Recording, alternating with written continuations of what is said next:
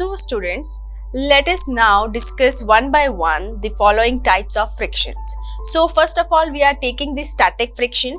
Okay, so this name as suggests that something is at static position. That means at stop, at rest position. So does this also have any kind of friction value? Yes, we call this as a friction value because the bonds here are also attached with each other in a attractive manner. Okay, so we can say that static friction here is the frictional force which keeps the object at rest. It do not let it to move. Okay, earlier also I have discussed with you that what is friction actually.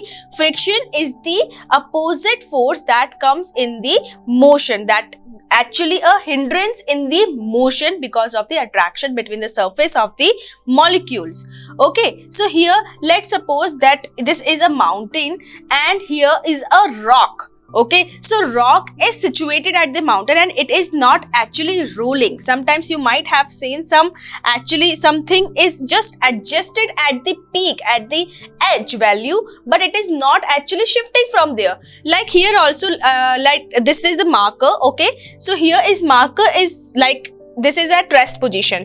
Okay, now I am shifting here this my hand like in this position. Now this marker must have been shifted from here to here, like it should move, it should start moving. Okay, but still it is not moving. See how much I have tilted my hand.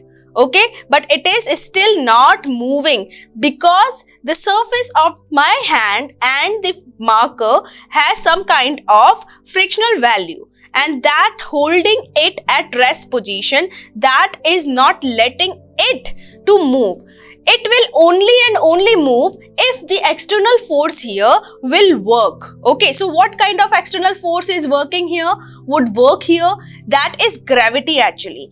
Okay, so the gravity that is applicable here on the marker, if it is greater than the static friction in my hand and the marker, so then only it will start moving. Here also in this case, if the gravitational force or any kind of like wind or some external force, like if somebody is going to be push it, so some external force is provided here, now it will going to roll down. Okay, so here is this that in this condition, this is actually the force of gravity that is applicable by the mountain here.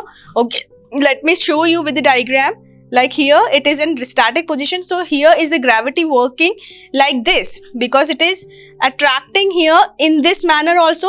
Okay, later on you will read that there are certain magnitude values. Okay, the gravitational force is like in the downward direction only, but the vector of this is also working in this direction.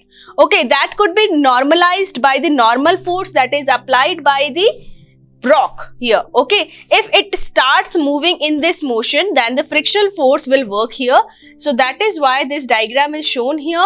You can see that the applied force will give the motion to this rock and the frictional force will work in opposite direction of it.